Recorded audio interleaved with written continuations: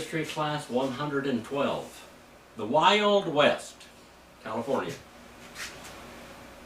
Remember in the last class I said that California was basically a few Northern Baptist and Catholic. Now, go back another 100 years. We were in 1950s, 1940s. Now we're going to go back to the 1850s in California. Now remember that the Baptists translated themselves into California. They were, let's see here. I wanted to read a little statement, but I can't find it right now. This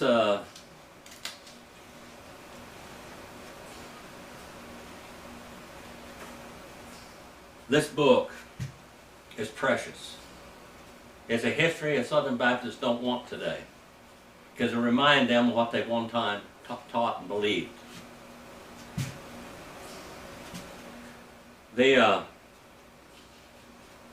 first missionary Baptist church in California. Baptists came here and they looked upon the Baptists as Okies, Arkies, illiterate, dirt people. People that were related to the dirt. And they did all of the hard labor. Remember, you remember, I mean, I was part of it. My family came to California, been mistaken for white Okies. They were Indian. Maryland's family came to California. How long did it take them to get here from Missouri, Maryland? 3 days on the train? 3 days on the train. That was my mother's family. They rode a Santa Fe train all the way. My family drove broken down cars that they had to work on all the way, fixed tires all the way to California from Oklahoma, from Pauls Valley, Duncan and Marlow, etc. They came out of California. Sippy came out here, Sam Paul's sister, and settled down in Greenfield on a little farm out there with her daughter. My family came to California to be mistaken. They worked those fields and things. They came to California to be mistaken for all the rest of the white Okies that were here. But almost every one of them Okies were part Indian. Mine were almost full-blood. Now, they looked down upon these people as lesser than society, the lower class. As stated before, the Southern Baptists were among the first religious leaders to come to California about the time the state was admitted to the Union. Now, this is 100 years before the Okies came to California, but they were coming to California. They came to California to get work in the Dust Bowl. That's the greatest man-made disaster in American history is the Dust Bowl. But this is 100 years before the Dust Bowl. They came all the way from states back there to come to California for the gold rush. It said up here that the news that gold had discovered in Sutter's Mill soon spread to Texas, Arkansas, Missouri, and points east without end of telegraph, without aid of telegraph, telephone, television, fast trains, or great propulsion. The announcement electrified the nation's capital, though there was not a single incandescent lamp in the city. While Congress was taking time out to heated debates over the slavery question to decide how California ought to be admitted to the Union, whether a slave state or a free state. The Maine lumberjacks were headed toward taller timber, bigger trees. Kentuckians were leaving their tobacco to anyone who would harvest and smoke it. As they all joined a march to California, others took their politics so seriously that they wouldn't come to California until it became a state. Now we're going to come to California. We're going to come to Southern California. Southern California, Los Angeles, was not Los Angeles like it is today at all, period. It was all Spanish, all Catholic control, okay? All Catholic control. And the ones that were Catholic were Northern Baptists. They didn't want any intruders here to teach anything other than what they had been propagating. As stated before, Southern Baptists were among the first religious leaders to come to California about the time the state was admitted to the Union. For instance, J. Lewis Shuck did work among the Chinese in San Francisco while on his way to China in 1848 and 1849. Mr. Daniel L. Tharp, a religion editor of the Los Angeles Times, wrote a story which appeared in July the 15th or July the 5th, 1952 edition of the Times, in which he gave an account of the organization of a Baptist church in El Monte, California in 1853. These people brought their letters from wherever, and they went out there and joined among people. They weren't about to go to some Catholic church and kneel down for some priest to ring a bell.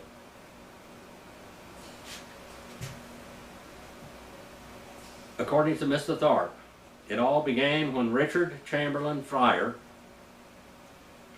not yet an ordained minister, marched down the aisle and laid his weather-beaten, brass-bound Bible on the pulpit and then placed his 2 Colt pistols beside it.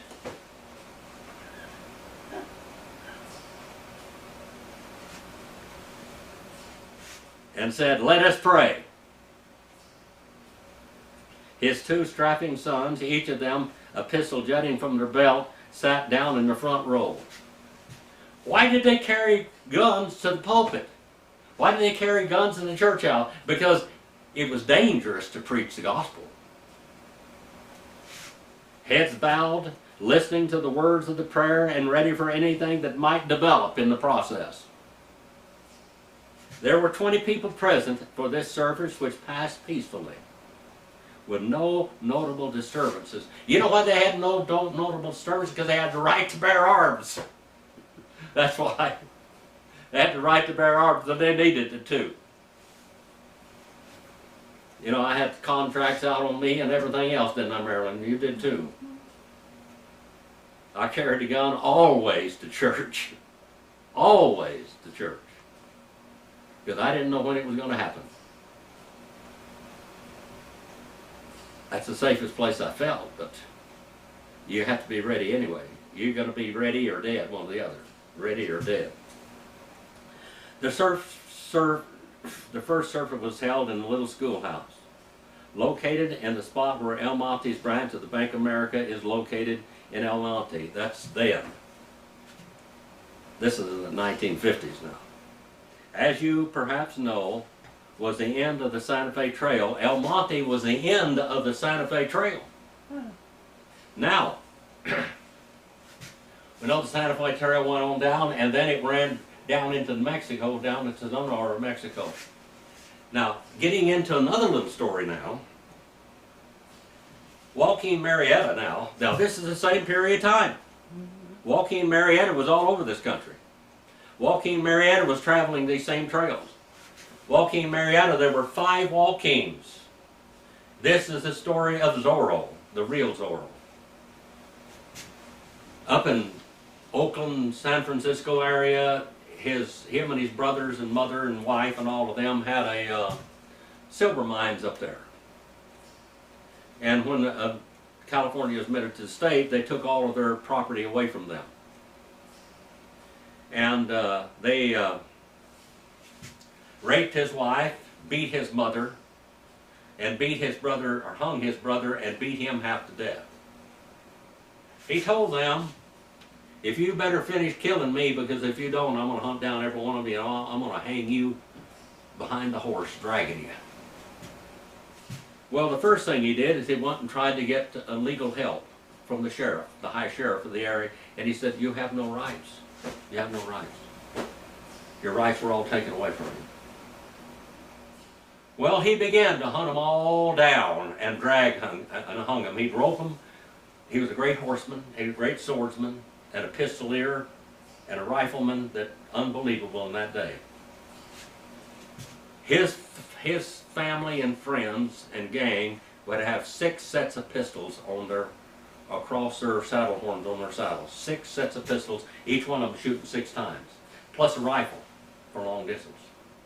Wherever they went, they had these 6 pistols on. And they went right down to the San Joaquin Valley and took 300 head of horses, and they took them right down into Cucamonga. Rancho Cucamonga, and they'd rest them there for 6 weeks or so, and then they'd take them all the way to California. But in the middle of doing that, where did they rest their horses, Marilyn? You remember? Yes, In the on south. our place. On our farm. There was a place there where Joaquin Marietta rested his horses for up to 6 weeks to fatten them up because they took them all the way from Northern California. We all the way had an down. artesian well. That was an artesian well there that had that sweet water. All the rest of it was stagnant, just saline water, just not good. But there on the farm was a artesian well. And that's where it's at. So now we're all back in this period of time now. Joaquin Marietta began to rob places and began to kill all the people that killed his family and beat him. Some of them escaped and left the country. Now El Monte, Ranch of Bank America was loaded in El Monte. As you perhaps know, it was the end of the Santa Fe Trail. The Santa Fe Trail ended right there. That's why so many people ended up in Southern California, and they spread out from there. They either went on the Oregon Trail north or the Santa Fe Trail south. After Lexington, the end of the Santa Fe Trail in those days was known as Lexington, no doubt named after Lexington, Missouri, the hometown of its founder, Captain John Johnson. Rowdies, who threatened to break up the service, failed to put in their appearance in El Monte that day. You know why? Those boys were ready. They were ready to go to work. Daddy was up there preaching with 2 pistols, one on each side of the pulpit, and his big brass-bound Bible, and those 2 boys sitting with their pistols sticking out of their belts. Gunfighters in church, if they need be. Nevertheless, Evangelist Fryer, who is said to be from Missouri, bolstered his authority with his shooting irons. He bolstered his authority with his shooting irons. Mr. Tharp goes on to say that the 3 Baptists had brought the faith of the fathers with them from Missouri, Arkansas, and Texas, and while the records of this early church have disappeared, the names of 4 charter members are known. They were William Foreman, said to have been the first Baptist pastor in Los Angeles County, Richard Fryer, John Fuquay, and W.H. Pendleton. Services were held in the schoolhouse until 1855, when they acquired a remodeled granary. The upstairs of the building became the Masonic Hall. Every time you had a Baptist church, you had a Masonic Hall. All of you anti-Masonic people out there, your Baptist faith was infiltrated by the Masonic Hall. Period. Every missionary Baptist church had a lodge in it. In California. Now, I have pastored Masonic people. Most of them were deacons in Baptist churches. Many of them pastors. I see nothing wrong with them. They talk about how the devilish it is and everything else. And I'm not propagating it. I had an opportunity to buy the Masonic Lodge, and they told me you'll never be great unless you become a Mason. Marilyn's father became a Mason. He became vice president of Mobile Oil Company. They open doors for you. The upstairs of the building became the Masonic Hall, while the Baptists used the lower floor. And they were one and the same. Dr. Ben M. Bogart was a Masonic. Dr. Travis Hubbard, his father was a Mason. All of my families down until the 1950s were Masons. The Sam Paul family, Sam Paul was a Mason. Frederick Tecumseh Waite, the outlaw statesman, the one that fought in the Lincoln County War, was a leader in the Masonic Hall. My great-great-great-grandfather was a Mason. His daughter married Sam Paul. They were all Masons. All Masons. These were Indian Masons, by the way. Fryer is said to be the first pastor preacher ordained in California, had left El Monte in 1857, and John Allen Friedman made his way from Texas by the way of an ox cart and found the church pastorless, but not for long. He was destined to be its pastor, dividing his time between it and San Bernardino, where he organized another church, San Bernardino. Later, Freeman organized churches in Downey, Compton, and Pomona, and Santa Ana, and all of these became missionary Baptist churches. These are the churches that educated me. Before dying in ripe old age of 98, it is said of Freeman that when he and his party started from Texas, they held a council to decide whether to travel on Sundays. Now remember, the Catholic Church had pawned off Sunday as the Sabbath. Baptists fell for it, except for the Seventh-day Baptist. Half of the immigrants decided to halt and the other went on. By the time they reached Santa Fe, they overtook the Sunday travelers, stalled because their oxen feet were so badly worn and too sore to walk.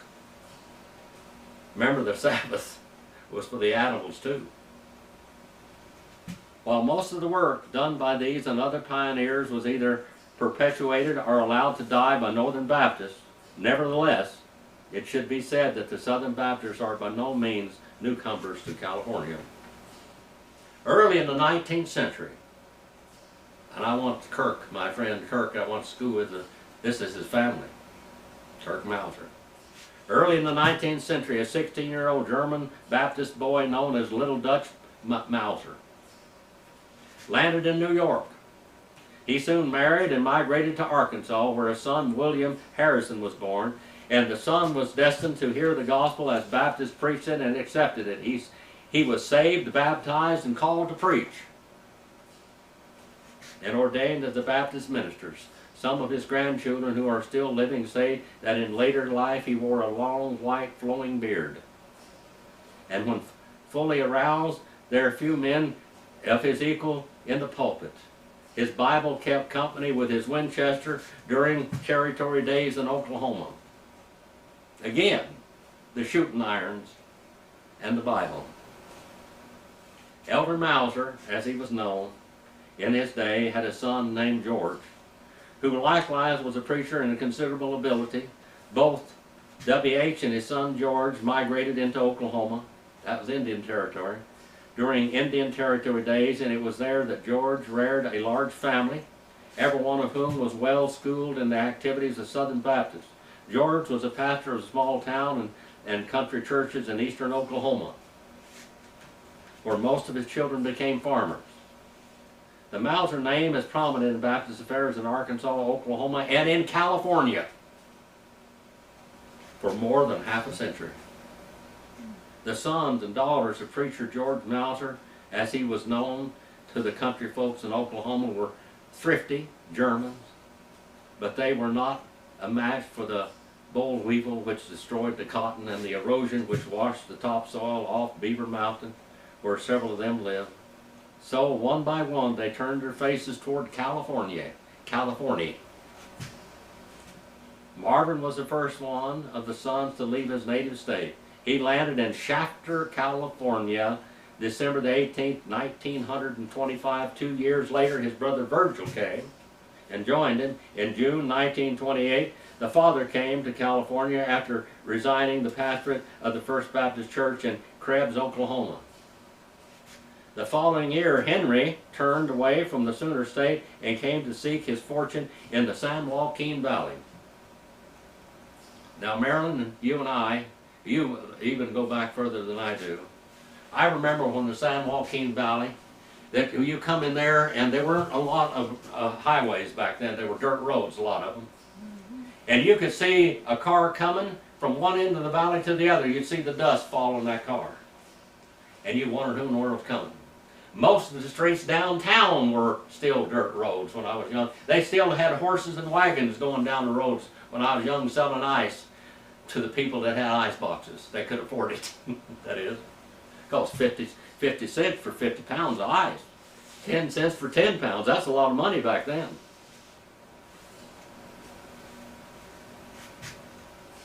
In the meantime, the daughters and their husbands came west and settled in Shafter.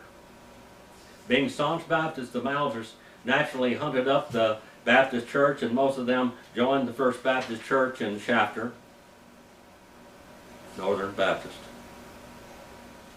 It wasn't long, however, until they discovered that they considered loose observances of the ordinances. They voiced their objections in a quiet and modest Christian manner. However, when Preacher George was invited to fill the pulpit one Sunday morning, he proceeded to instruct them in the ways of the Lord more perfectly, especially with a reference to the ordinances. We're talking about baptism and the Lord's Supper. Naturally, his sermon was not well received by the church, which practiced open communion and received persons with alien conversion. The result was that most of the members of the Mouser family gradually withdrew from the church, and some of their friends who shared their beliefs never did join it. Pulling out of the religious organizations with which they found themselves in disagreement, by no means satisfied their thirst for fellowship in a fully Orthodox Baptist church. Orthodox. Orthodox means straight. Consequently, their thirst for their longing for worship prompted them to get their friends to meet with them for singing and prayer, meeting in various homes. Most of the churches started in California were started in preachers' backyards or in their living rooms. That sound familiar? Virgil, who had since gone on to his reward, got the group together and taught singing school. Most of the Mausers and many of his friends were good singers. After Virgil died, prayer meetings were often held in the home of his widow. By 1931 and 32, meetings were held often in the homes of Archie West and Marvin Mauser. When they met in Marvin's home, services were held in the backyard. 1933, Sunday school was started. And thus the group struggled along and did the best they could to perpetuate their Baptist faith. Now here we go. A church is organized. The first missionary Baptist church in the San Joaquin Valley. The first modern missionary Baptist church. The first modern Southern Orthodox missionary Baptist church, and independent in California. It was known as the Orthodox Missionary Baptist Church of Shafter. When the name was later printed on the church building, the word independent was added. If that word was included in the name originally, it was let the world know that the church was not affiliated with any existing Baptist conventions in California. At that time, the organization meeting was moderated by a preacher by the name of John Hardcastle and Dud Pointer. My family.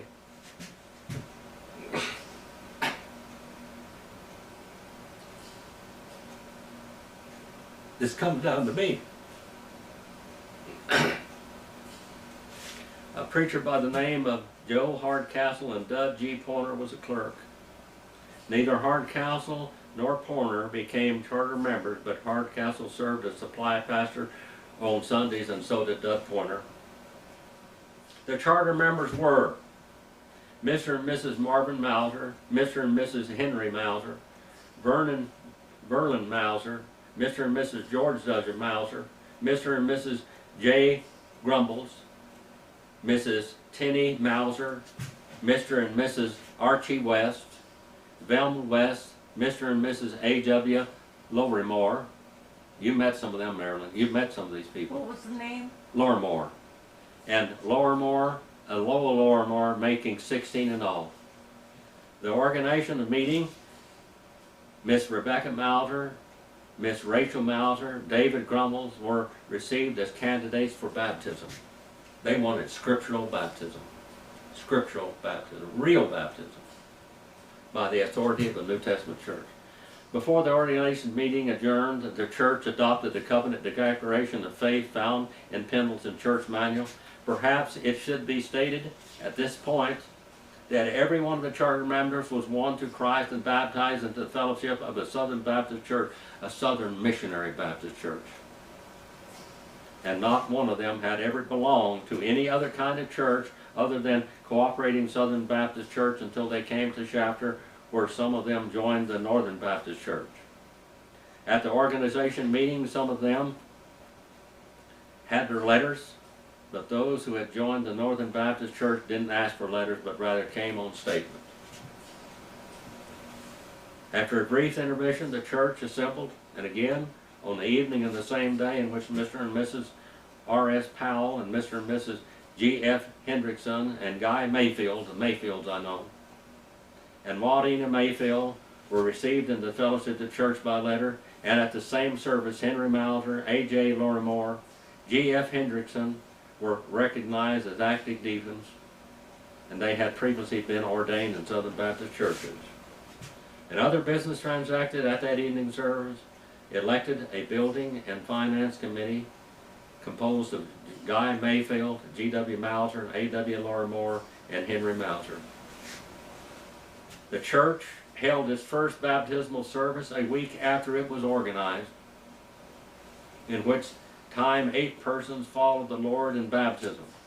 On the following Sunday, the church called Joe Hardcastle as supply pastor, and I was supply pastor for this church for 2 or 3 years. They called me their preaching pastor. You remember the tire shop out there, where they always read my tapes and stuff later on as I was preaching at Valley Baptist Church, and took us out to lunch and things, Marilyn. You remember those people? Mm-hmm. Yeah.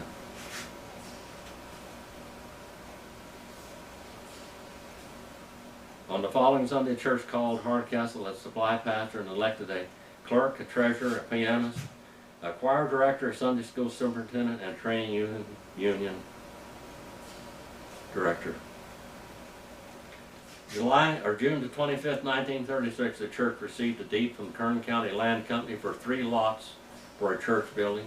In a short time, a building was purchased from another denomination and moved onto the property. In the meantime, Hardcastle resigned as supply pastor, and the church called one of its own members, George W. Mauser, to serve as supply pastor. He remained with the congregation until August the 15th, 1936, at which time Tom H. Raines became the first pastor at a salary of $75 per month.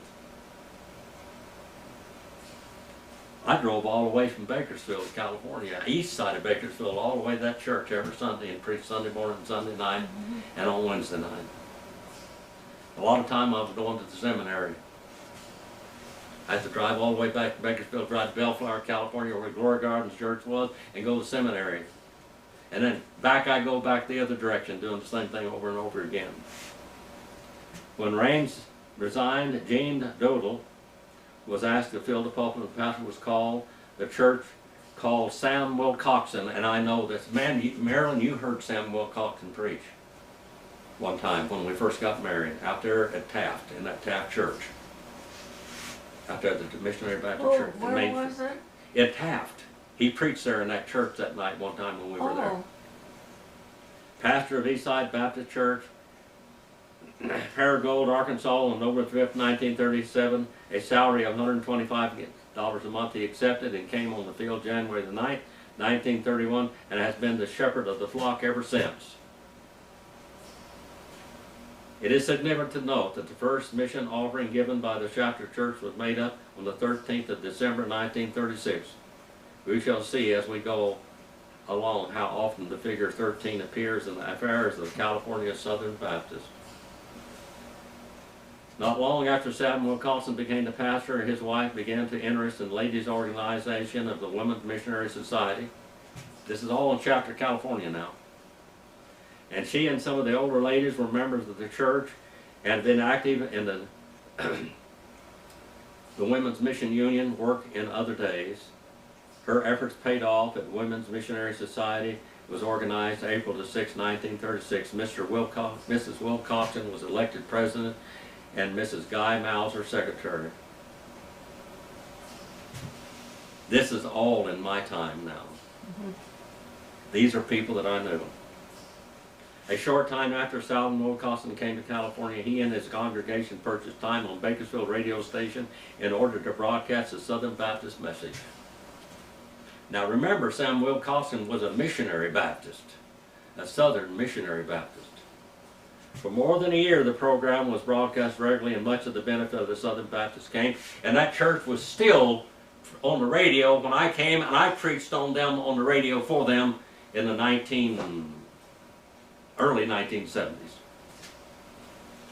His straightforward gospel preaching was heard by hungry Southern Baptists throughout Kern County.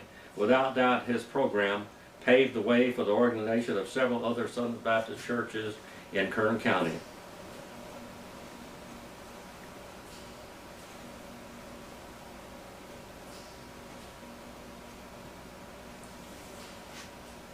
In 1938, there were several landmark churches up and down the state which had secured cooperation of many Southern Baptists, including some which since became staunch supporters of Southern Baptist work. I'm sorry, I still got trying to get over COVID. And I've been doing pretty good so far.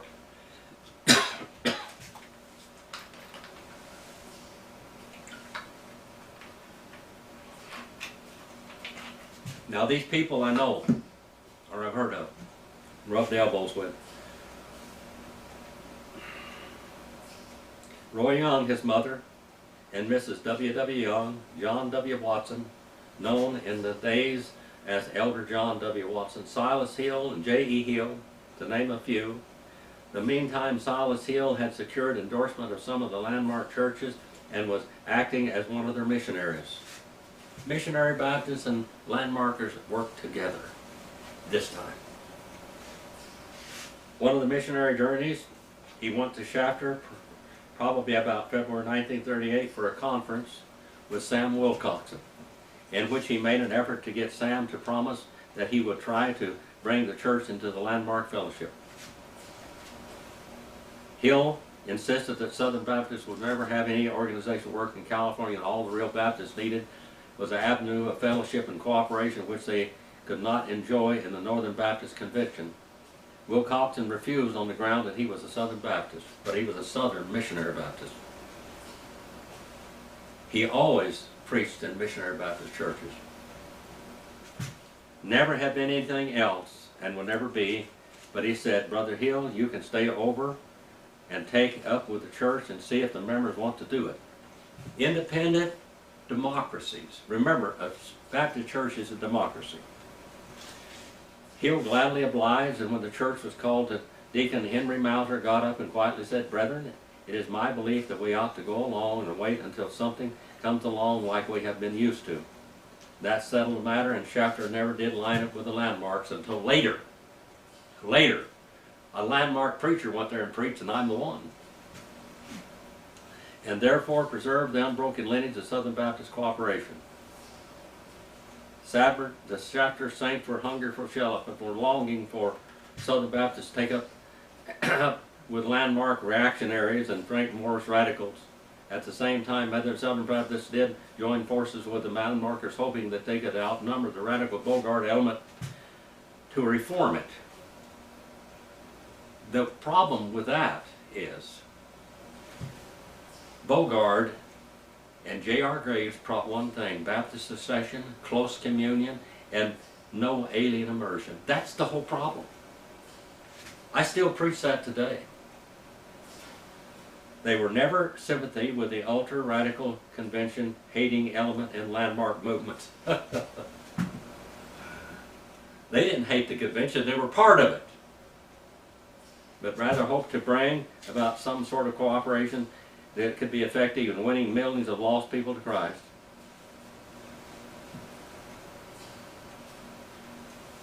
It said it's regrettable that some of the good Baptists stayed with the landmarks and have never been able to accomplish much for the Master.